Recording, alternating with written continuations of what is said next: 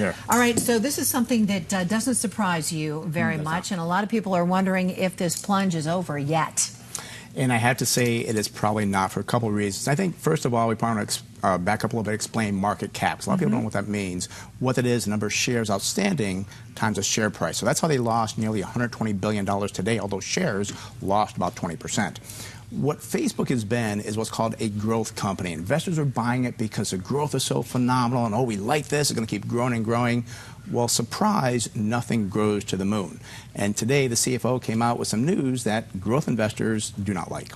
So if it's not a good time to buy Facebook on the dip, if you have Facebook as an investor, do you stay long or do you sell off some of your investment?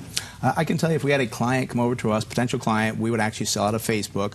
The reason being, you have to understand what the CFO of the company said today. He said our revenue will continue to decline. Also, too, they lost viewers or users in Europe.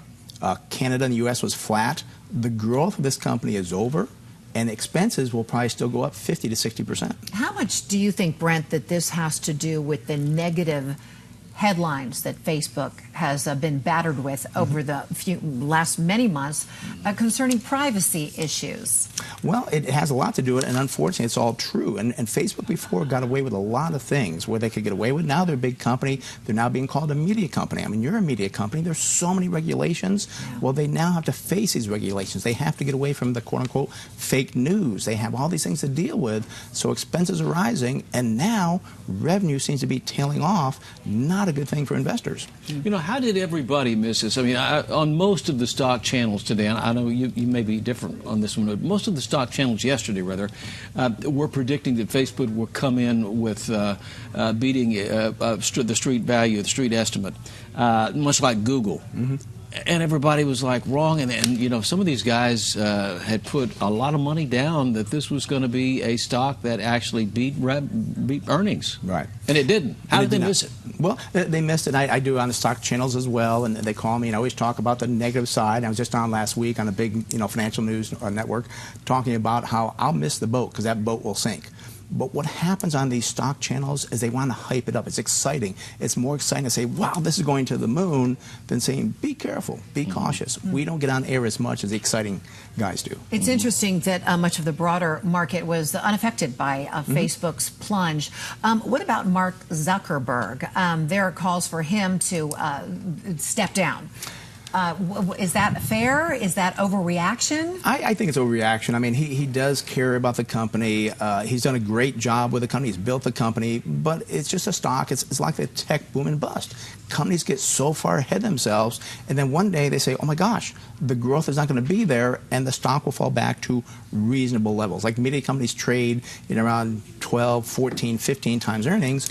Facebook was trading, 20, 25 times earnings, so it'll come back to the norm. And that's why I tell people, be very careful of growth companies because eventually that changes and you're left with about a 30, 40, maybe a 50% loss. What do you say to people who say, well, there's more to Facebook than just Facebook? There's Instagram and several other applications and useful tools that he's trying to monetize, along with Oculus and other things.